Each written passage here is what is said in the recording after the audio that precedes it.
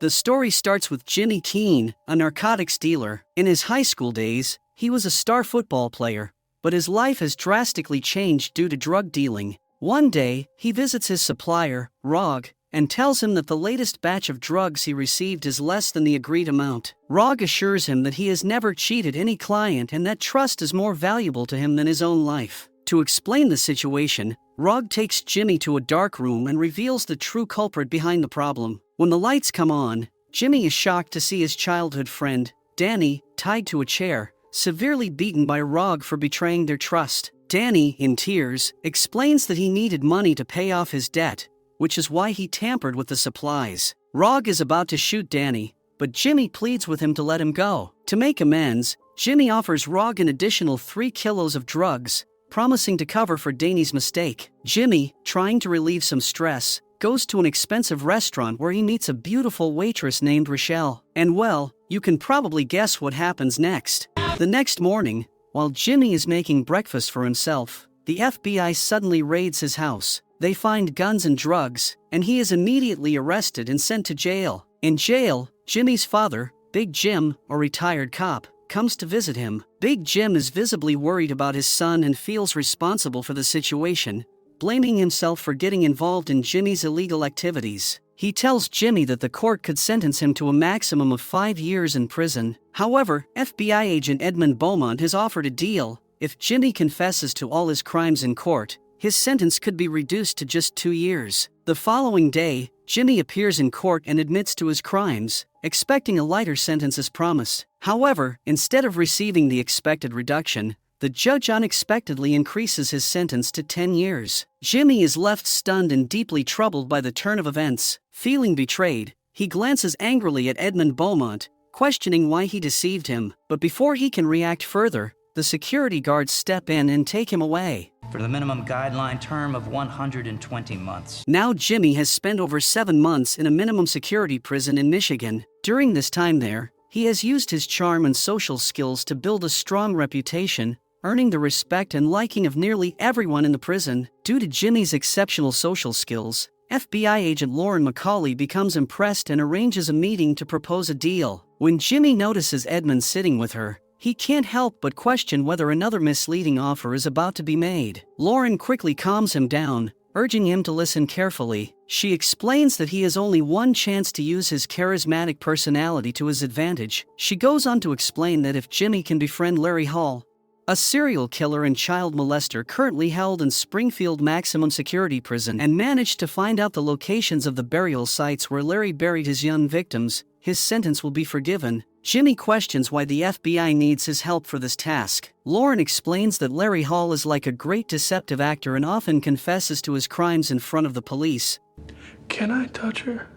Only to later claim innocence through court appeals, which leads to his release. The authorities see him more as an attention-seeking serial confessor rather than a genuine threat. However, Lauren insists that this time it's different. They need someone who can get close to Larry and extract information from him, as he is skilled at covering his tracks and destroying evidence. Jimmy expresses his concerns about the dangerous criminals in Springfield, questioning the wisdom of sending him there. In response, Lauren stresses the urgency of the situation, warning that if nothing is done, Larry Hall could escape and continue preying on innocent girls. She then presents Jimmy with details about Larry Hall before leaving him to think over the proposition. That night, unable to sleep due to his restless thoughts and overthinking, Jimmy begins to closely read through Larry Hall's files. He immerses himself in the details of Larry's case, trying to piece together the complex puzzle of his life. As he delves into the documents, he examines Larry's family background, searching for any clues that might shed light on his motivations and behaviors.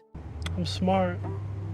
I got ideas. The next day, Jimmy tells his dad about the new deal from the FBI, which requires him to go undercover in Springfield to uncover secrets about a serial killer. In exchange, they would erase his entire sentence. However, he warns Jimmy about the dangers lurking in Springfield, highlighting the unpredictable nature of undercover work. He expresses his fears that if Jimmy finds himself in further trouble, the consequences could be severe, potentially increasing his sentence instead of reducing it. The next day, Jimmy's stepmother, Sammy Keene, visits him, her face filled with concern. She breaks the heartbreaking news that Big Jim suffered a brain stroke the night before and is now in the hospital, fighting for his life. The stroke was triggered by the stress over Jimmy's situation, as Big Jim feels responsible for what happened. With a shaky voice, Sammy urges Jimmy to seriously think about accepting the FBI's deal, stressing that his father might not have much time left. Her words weigh heavily on Jimmy. This news sparks a fierce determination in him to head to Springfield,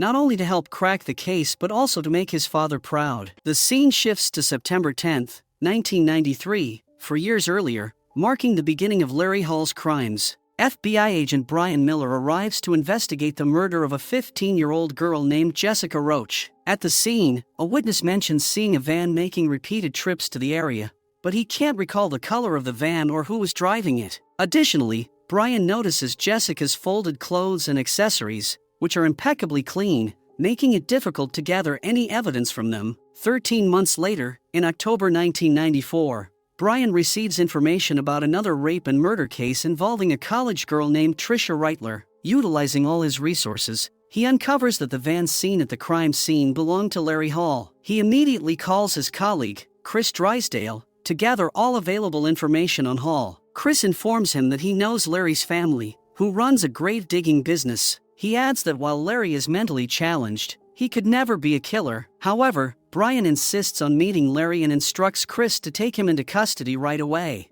With your help, we'd like to talk to him. The next day, Brian travels to Indiana to interview Larry. Chris informs him that they have taken Larry into custody. When Brian approaches Larry, Chris's colleagues try to stop him, warning that interviewing Larry will yield no results, as he is merely an attention-seeking serial confessor who only admits to crimes in front of the police for the attention it brings him. However, Brian insists that he wants to see for himself. When Brian finally sees Larry, he is confused by his unusual appearance. Noticing Larry's sideburns, Brian comments on how odd they look. Larry responds that he styled them that way for a Civil War reenactment, insisting that they should be called burns instead of sideburns. Brian chooses to ignore this and starts asking him random questions. Gradually, Brian begins to ask Larry about his preferences regarding girls. Larry replies that he hates girls because none of them will talk to him. He adds that he often has dreams where he is killing girls, but insists that these are just dreams and have no connection to reality. Brian is taken aback by this response and then places a picture of Jessica Roach in front of him. Okay, is she Larry? Asking if he recognizes her. Upon seeing the photo, Larry starts to tremble and tells Brian to take it away from him. Shortly after, Larry begins to have convulsions, prompting the investigators to let him go. Witnessing all of this only deepens Brian's suspicions about Larry. Brian then goes to meet with Lauren and Edmund Beaumont, presenting the entire case against Larry. They decide to summon Larry to the FBI's central facility in Illinois for further investigation. During the session, the FBI agent attempts to understand his psyche by asking why he is specifically attracted to young girls. Larry responds that he finds them hard to resist because they are often sweet and easy to talk to. The agent then asks Larry why he experiences dreams of murder and whether they keep him from sleeping at night. Larry admits that he has the same nightmares every night, which prevents him from getting a good night's sleep. The agent then places a picture of Jessica Roach in front of him. As Larry trembles, he picks up the photo and confesses that he knows her, admitting that he was the one who killed her. Lauren and Brian listen as Larry makes his confession, I do remember where it was exactly. and they quickly prepare a report for him to sign. Agent suggests that signing the document might finally put an end to his nightmares, so Larry agrees and signs it. As a result of his murder confession, Larry is sent to Springfield. However, this isn't the first time he has been there. He has been to Springfield multiple times before. In the present, Lauren calls Jimmy in to ask for his final decision. He expresses his willingness to go to Springfield. However, Lauren begins to question him, wondering if he is truly capable of handling the situation there. She asks him what he finds appealing about women. Jimmy responds that he finds everything about women appealing and prefers hanging out with girls over boys. Lauren then asks if he has read Larry's files and what he knows about Larry's preferences in women. Jimmy admits he doesn't know. She follows up with another question about the reason for his parents' divorce. Jimmy answers in a sophisticated manner, explaining that there were some differences between his parents that ultimately led to their separation. Lauren becomes frustrated, tossing the files aside and standing up. She tells Jimmy that he will never uncover Larry's secrets with that attitude. Jimmy then admits the truth, His mother was promiscuous and was with different men every day, which ultimately led to his father leaving her. Upon hearing this, Lauren grants him permission to go to Springfield and informs him that he will be transferred there by plane that night. That night, Jimmy is given simple civilian clothes and boards the plane headed for Springfield. During the flight, he uses his charismatic personality to connect with the rest of the FBI crew on board, making friends with everyone. Lauren watches this unfold and is quite impressed by his ability to charm those around him. Lauren calls Jimmy over and informs him that only one psychiatrist, Aaron Zickerman, and a small guarding crew are aware of this undercover mission in Springfield. She assures him that if he encounters any difficulties, he can reach out to them for support. Lauren adds that she will visit him as his girlfriend in a month to help maintain his cover and prevent anyone from becoming suspicious. After landing in Springfield,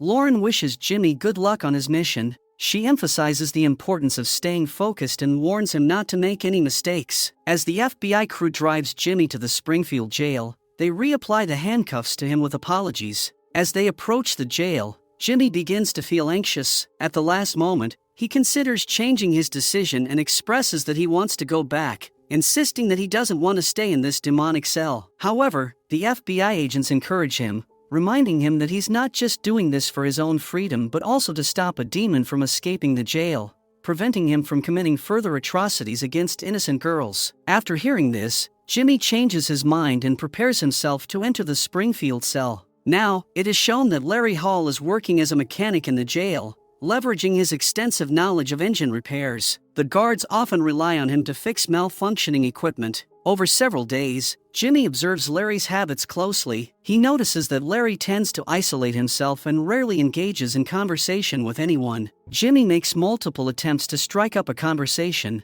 but each time, Larry dismisses him, preferring to remain in silence. Their cells are located right next to each other, allowing Jimmy to study Larry's behavior more closely. On the other side, Lauren and Brian start their investigation at Larry Hall's home. As they enter, they are met by Gary Hall, Larry's twin brother, who looks skeptical and a bit defensive. He tells Brian that he doubts they will find anything important during their search. He firmly believes that his brother isn't a murderer and insists that Larry will soon be released from jail, just like he has been in the past. But Brian calmly replies that only time will reveal the truth about Larry's actions.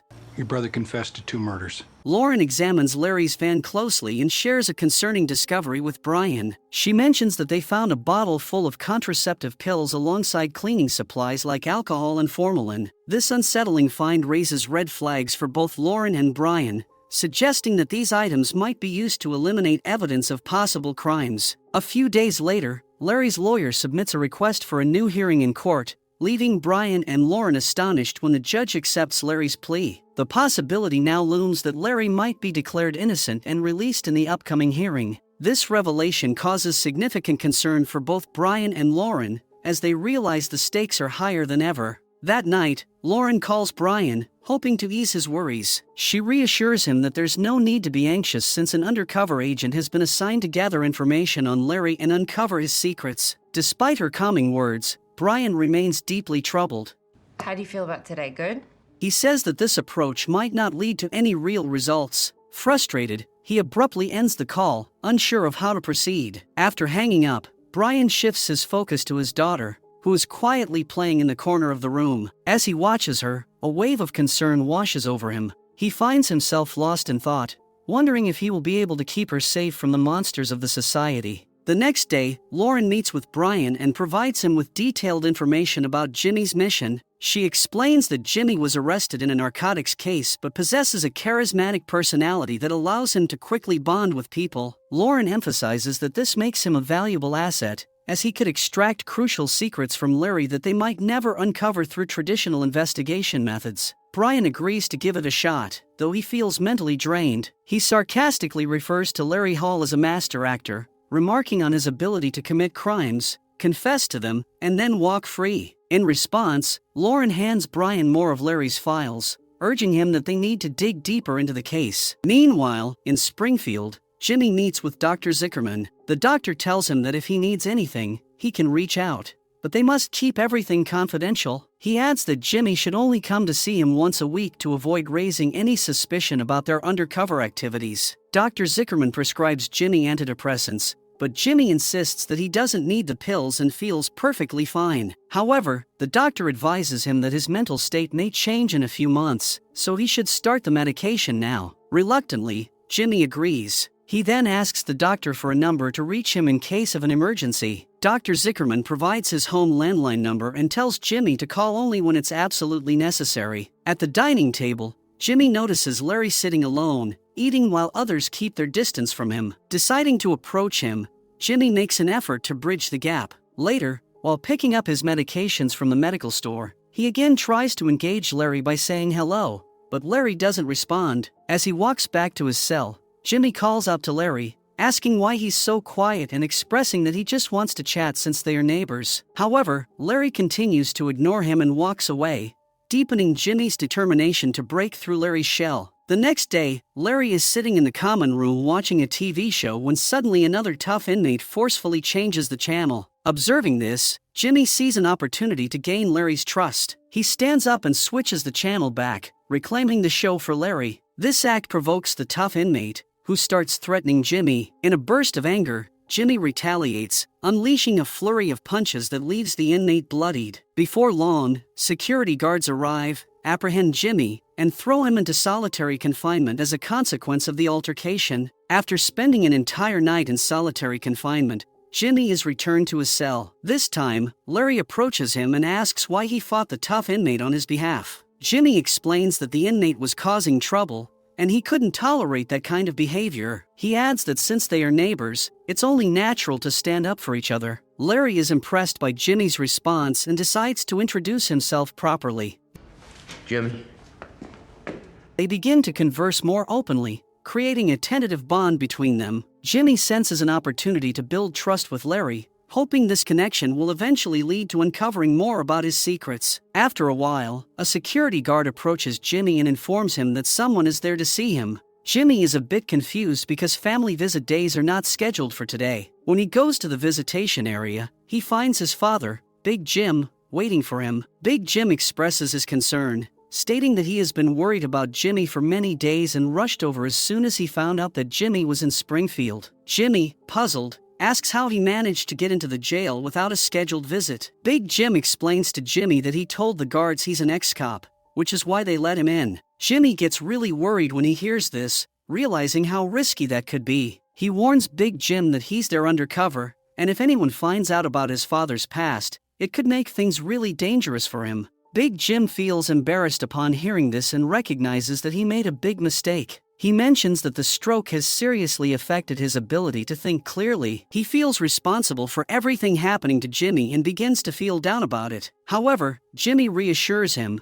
saying he shouldn't worry because it's not his fault and that he sees him as a strong figure. He emphasizes that he doesn't need to be so apologetic. Jimmy adds that he's alive today only because of him. Just then, their meeting time runs out, and Jimmy has to leave. He asks the guard, Carter, to keep the information about his father being an ex-cop to himself. Carter assures him that he won't mention it to anyone. Later, Jimmy goes to Larry's cell and notices the pictures pinned on the walls, showing Larry at a Civil War reenactment event with his brother Gary. When Jimmy asks about Gary, Larry explains that Gary is his twin brother. He shares that due to a condition called twin transfusion syndrome, Gary absorbed all the nutrients in the womb, which is why he is now strong, intelligent, and handsome, while Larry feels like a big, overweight guy. In response, Jimmy flatters Larry, telling him that he's quite cute and shouldn't underestimate himself. Why are you being nice? Then Larry shows Jimmy his mechanic office, where he repairs the jail's equipment. When Jimmy asks him how he learned all this, Larry explains that he used to frequently work on his van, which is how he gained a lot of knowledge about mechanics. Jimmy gradually steers the conversation toward girls, asking Larry what kind of girls he likes. Larry replies that no girl has ever spoken to him nicely, but then Larry reveals his inner darkness and asks Jimmy inappropriate questions. Jimmy hesitates and replies that it happens to everyone. However, Larry insists that no girl wants to be with him. Jimmy is taken aback and asks if he was forcing himself on them. Larry responds that there shouldn't be any problem with that. Just as Larry begins to provide more details, a guard walks in, and Jimmy can't learn anymore. On the other side, Lauren and Brian are studying the case of another murder force victim, 16-year-old Raina Reeson, which occurred 13 months ago. They discover clear evidence linking Larry Hall to this case, including Raina Reeson's birth control pills being found in Larry Hall's van. However, despite all this, local police had released Larry Hall from the case, declaring him not responsible. To uncover the details of the case, Lauren and Brian visit the sheriff of Indiana to discuss Raina Reeson's case and ask why he released Larry Hall. The sheriff explains that Larry only lies to gain attention from the police. He claims that the real culprit was Raina Reeson's ex-boyfriend, not Larry. The sheriff shows them a picture of the birth control pills and explains that the evidence was not enough to convict Larry. When Raina's blood was tested, it showed no trace of the birth control medication, only other drugs. Because of this lack of evidence, they had no choice but to release Larry. He adds that there is no need to waste time and government's money on Larry's case. Brian and Lauren feel quite demotivated as they sit in the local bar, drowning their frustrations in drinks. Brian bursts with anger, declaring that Larry is the worst kind of brain-rotting psychopath to ever exist on this planet. He confesses to the murders and then manages to prove himself innocent. What a despicable combination of foolishness and cunning. Lauren, trying to stay hopeful amidst the despair, mentions that their last chance lies with Jimmy, who might be the one to uncover the real secrets. In jail, Jimmy encounters Carter, who warns him that if he doesn't give him $10,000, he'll expose Jimmy's undercover status to everyone in the prison and ruin his plan. Jimmy is taken aback by this and asks how he's supposed to come up with that kind of money while in jail. Carter coldly replies that it's not his problem. Jimmy then asks his father for a loan of $10,000, explaining that if he doesn't pay Carter, it will jeopardize the entire plan. Big Jim responds that he has spent all his money on medical treatment and doesn't have the funds available right now. In a moment of desperation, Jimmy mentions that there's a speaker at their house containing 3 kilograms of narcotics. If he can somehow get access to it, he believes he can arrange the $10,000. A few days later, after searching the house, Jimmy's father tells him that he searched everywhere but couldn't find any drugs. Jimmy then asks if his brother had come over while he was away. Big Jim replies that his brother might have stayed for a night. Your brother does the same. That's it. This angers Jimmy, who insists that it must be his brother's doing and demands to know who gave him permission to come over. Frustrated, he storms off. A few days later, Lauren visits Jimmy. She comes in full makeup, trying to make it look like she's his girlfriend. Jimmy tells her that he needs $10,000, or the security guard will ruin his plan. Lauren responds that the FBI is never going to provide that kind of money to complete this mission. She insists that he has to handle this himself, and if it becomes too difficult, they can just end the mission and transfer him back to his old low-security prison. Lauren appears quite demotivated as she realizes she has yet to gather any evidence against Larry. Doubts begin to creep in, and she wonders if Larry might actually be innocent. However, Jimmy firmly states that there's no way Larry is innocent, and he's determined to prove it. He insists that this mission is not just about his freedom but also about the innocent girls whom that ruthless Larry has cruelly murdered. He asks Lauren for more time to work on the case. Jimmy quietly sneaks into Larry's cell while Larry is out. As he looks around, he notices several porn magazines scattered about. Curiously, he opens them and is horrified to discover that Larry has drawn extremely disgusting and horrifying images of girls, depicting strangulation and murder using various instruments, along with sadistic behaviors and rituals. He examines the drawings closely, taking in the unsettling details, and then carefully puts everything back just as he found it, trying to shake off the chilling impact of what he has seen. When Jimmy returns to his cell, he finds Carter waiting for him inside. Carter asks for the money, and Jimmy firmly tells him that he can't arrange it. Carter, with a wicked grin, stares at Jimmy before leaving the cell. For several days, the prison remains eerily quiet. Larry tells Jimmy that this calm is just the calm before the storm, and something big is about to happen. As he predicted, chaos ensues. Psychopathic inmates turn on each other, leading to a brutal outbreak of violence where many inmates and security guards are killed, and bloodshed and destruction reign everywhere. However, Jimmy and Larry stay in their cell, avoiding involvement in the riot and managing to keep themselves safe. The police finally manage to bring the riot under control after a difficult struggle. Following this, Larry is appointed as the cleaning supervisor due to his expertise in cleaning. He enthusiastically guides all the inmates on how to clean,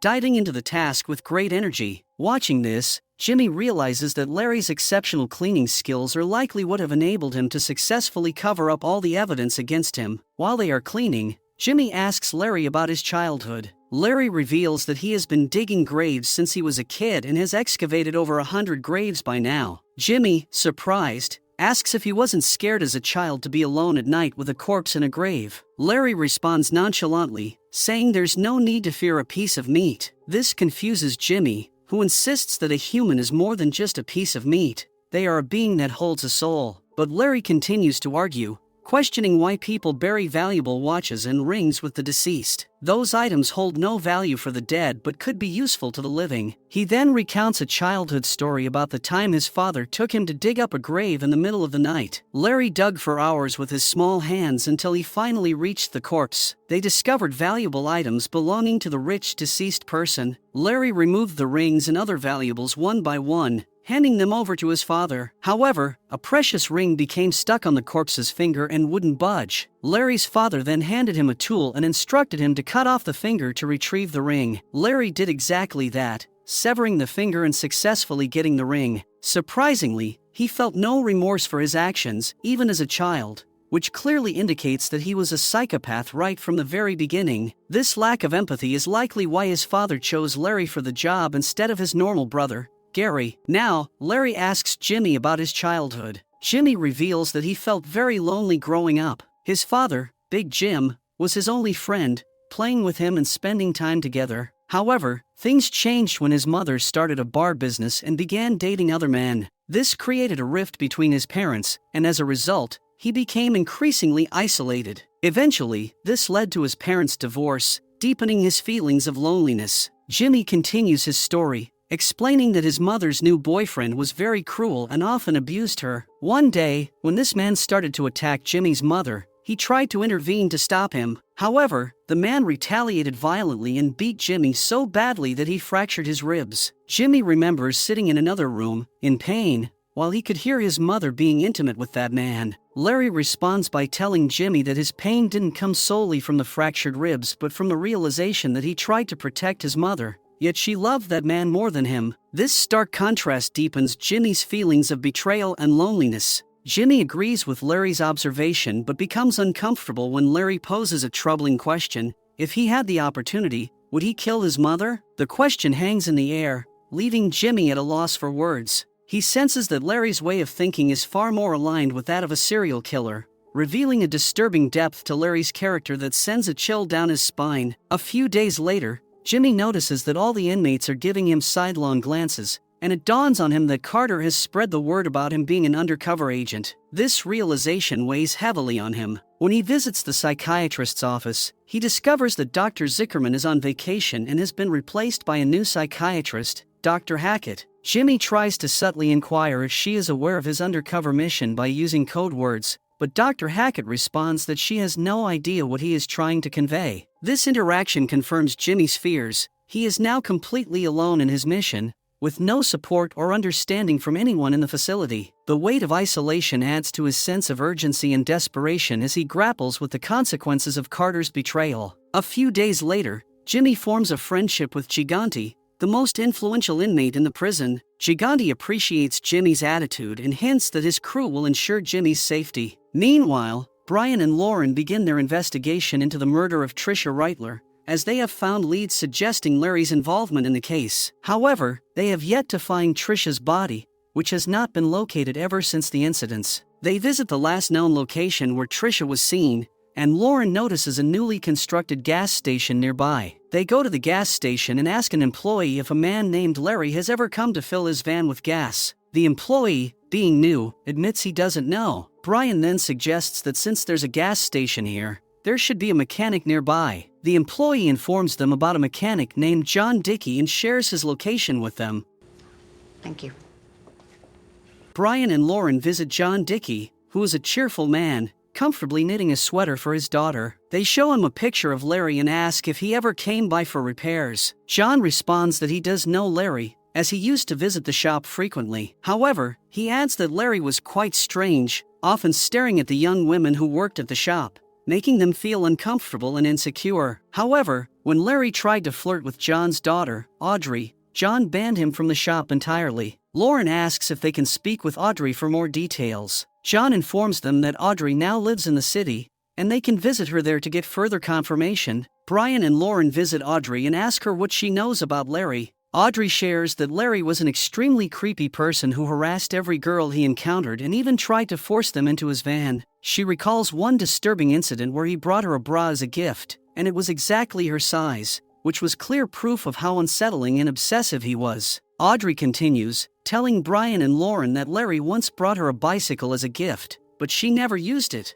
She then takes them to the garage to show the bicycle. To their shock, Brian and Lauren realize that the bike actually belonged to Jessica Roach, the same girl who had gone missing. It becomes clear that Larry had given Audrey the stolen bike as a gift, further linking him to Jessica's disappearance. Brian and Lauren bring the evidence to Edmund, confident that this could finally be the proof needed to catch Larry. They explain that the stolen bicycle could directly tie Larry to Jessica Roach's disappearance. However, Edmund dismisses their enthusiasm, explaining that after so many years, it's unlikely that any fingerprints would still be on the bike. He adds that while Audrey can testify that Larry gave her the bike, her testimony alone wouldn't be strong enough in court. Despite their determination, Edmund remains firm, telling them that this evidence won't be enough to secure a conviction. He commends them for their hard work and investigation but ultimately says that there's nothing more they can do with what they have. Their only hope remaining is Jimmy in the prison. Meanwhile, Jimmy tries to contact Dr. Zickerman,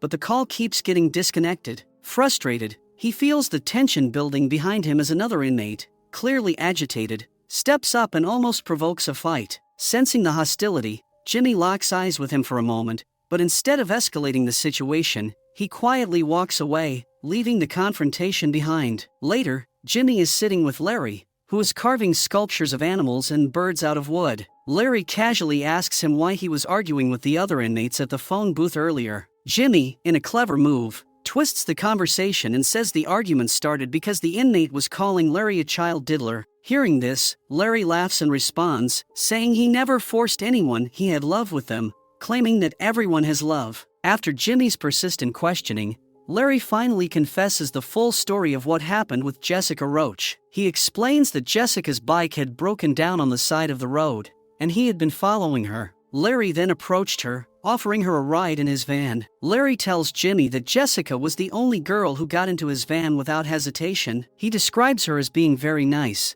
but things took a dark turn when he tried to kiss her. Jessica, enraged, fought back, scratching him with her nails. Larry admits that, in that moment, he felt he had no other choice but to render her unconscious using a rag and starter fluid. As Larry continues recounting the events, he explains that the scene kept repeating itself. Jessica would regain consciousness, and he would knock her out again. Jimmy, trying to press for more details, asks what Larry did to her when she was unconscious. Larry, in a detached tone, responds that he doesn't really remember. He says that during the struggle, with all the resistance, he eventually blacked out too. When he woke up, he found both himself and Jessica Roach lying there with their clothes already off. Larry continues his story, revealing that after he woke up, he folded Jessica's clothes and placed her ring on top of them. He then dragged her to a nearby tree, where he tied 2 belts around her neck and strangled her until she died. But even after killing her, Larry wasn't finished. He meticulously cleaned her nails to remove any trace of his DNA and erased all other evidence from her body,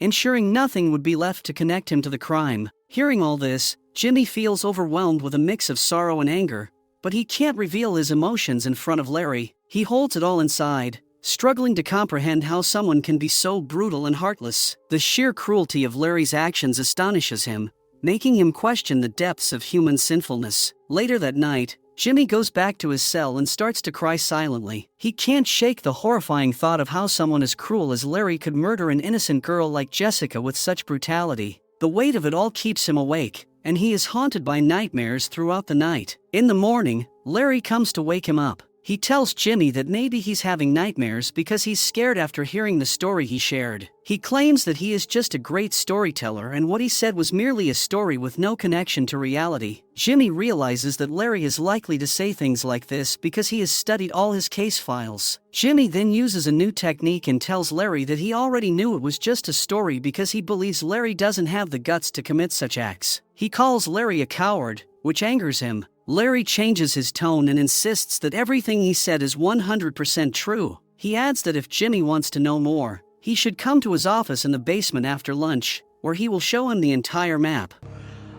I'm telling the truth. Later, Carter comes to meet Jimmy and says that he knows Jimmy is here to catch Larry. He offers to help Jimmy if he includes him in his plan. Jimmy asks Carter why he wants to help. Carter explains that if he successfully catches a high-profile criminal like Larry, it could lead to a promotion for him. Jimmy firmly tells Carter that he doesn't need his help. He reminds Carter that he has already spread poison about him among the inmates and planted recorders in his clothes and cell. Therefore, it would be better for Carter to stay away from him. On the other side, Lauren and Brian meet Gary. Gary asks them what they are investigating now. Lauren replies that they're not here for an investigation, just to chat for a bit. Gary offers them drinks and mentions that the appeal court will soon accept Larry's appeal, which means Larry will be released. Lauren responds that he's right. Larry will be free again and will start murdering girls once more. Gary gets angry upon hearing this and asserts that while Larry may have done terrible things, he can't possibly be a murderer. He quickly goes inside the house to grab something. Lauren and Brian think he might be retrieving a gun, so they prepare their own weapons by getting their guns ready in their pockets. However, when Gary returns, he brings childhood photos of Larry with him. Seeing this, both of them immediately remove their hands from their guns. Gary shows the pictures and says that Larry has been mentally disturbed since childhood, but he doesn't have the capacity to kill someone. He compares Larry's skills in repairing mechanical parts to that of a magician. However, Lauren, taken aback, asks him about his previous statement that Larry has done some terrible things. Gary responds that everyone makes mistakes, implying that those mistakes don't necessarily equate to murder. However, after repeated insistence from Lauren, Gary finally reveals the details. At one time, he and Larry attended a reenactment event together. Gary had brought a girl to his tent and started to get intimate with her. Seeing this, Larry also attempted to get close to the same girl. Although she wasn't comfortable with Larry, Gary, being drunk, didn't stop his brother. Larry ended up inflicting significant harm on her, beating and strangling her in the process. Gary stood there, watched Larry in shock. Gary states that he had never seen his brother display such a monstrous side before. Larry had turned into a complete demon. The next day, with the help of a biker, Gary managed to take the girl back to her home. Filled with regret, he expresses how he wishes he had used his common sense at that moment to prevent the horrific act from happening. He laments that he should have tried to reason with Larry. Hearing this, Lauren confronts Gary, asking him what he would do if his violent brother were to be released from jail and roam the streets again. She questions whether he would be able to stop him or if he could bear to keep such a monster in his life, watching him while knowing the potential harm he could cause to someone else's mother or daughter. Gary falls silent, unable to find a response to her probing questions. On the other hand, Jimmy finally heads to the basement to meet Larry. There, Larry has drawn a detailed map showing where he buried the girls he killed. Jimmy notices that there are 21 vulture sculptures placed around the map. He asks Larry why he specifically made 21, pointing out that he could have chosen 20 or 22 instead. Larry brushes off the question, saying that 21 is his lucky number. Curious, Jimmy then inquires about the purpose of the wooden sculptures. Larry explains that these sculptures protect the souls of the dead. From this, Jimmy realizes that Larry has killed 21 girls. Larry folds the map and packs it to send home. Jimmy then asks him if he can sleep at night after doing all this. Larry admits that he often has nightmares. Jimmy suggests that instead of keeping the map, it should be sent to the families of the girls he killed, so their loved ones can find some peace. They should be allowed to bury their daughters in the right place. But Larry just laughs and says that if he does that, he'll get caught. Jimmy suggests that they could arrange for a third party to handle it, but Larry refuses to agree. He insists that soon he will escape from this jail and repeat his actions with other girls. This infuriates Jimmy, and his patience runs out. He suddenly stands up and yells at Larry, declaring that there's no way he's leaving this jail, and that he won't let him get away. At this point, Larry realizes that Jimmy has been sent as an undercover agent by Edmund and Brian. He immediately grabs Jimmy by the throat, shouting at him about betrayal and threatening to kill him, which leads to a serious fight between them. Fucking monster! Just then, the guards rush in to break up the altercation. Jimmy finds himself locked back in his cell, while Larry exits his cell, casting an evil smile in Jimmy's direction. As Jimmy contemplates Larry's next move, Dr. Hackett arrives with the guards, issuing an order to place Jimmy in solitary confinement. Jimmy shouts loudly, insisting that he needs to talk to Dr. Zickerman. He repeatedly yells out the landline number, hoping someone will make the call for him, but nobody pays him any attention. Frustration builds as he realizes that his pleas are falling on deaf ears. Jimmy is now locked in solitary confinement, and he makes just one request to the guard. He asks for a pencil so he can draw the map that Larry created before it fades from his memory. When his repeated requests for a pencil are ignored,